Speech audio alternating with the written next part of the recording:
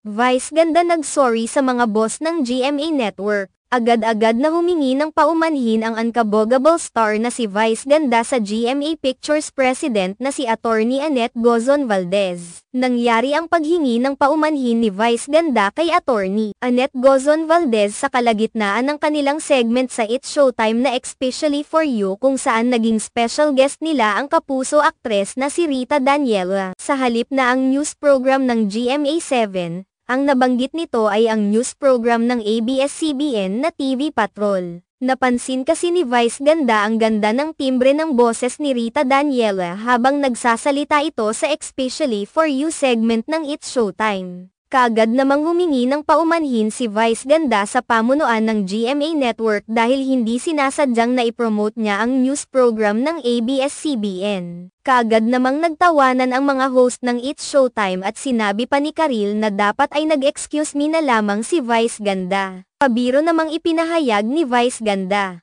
na baka bawiin pa sa kanila ang natanggap nilang invitation para sa GMA Gala Night at masasayang paumano ang gown na sadyang ipinagawa niya para sa nasabing event. Sa kabilang banda, lalo namang nagngingit-ngit ang ilang mga kritiko ni Vice ganda dahil sa kanyang ipinahayag sa show. Naniniwala ang ilang mga netizens na sinadya ni Vice ganda ang pagsambit sa news program ng ABS-CBN. May mga nagsasabi pang talagang namimihasa na si Vice ganda at hindi na ginalang ang GMA na siyang kumupkop sa kanila upang magkaroon ng mataas na ratings at reach ang kanilang programa.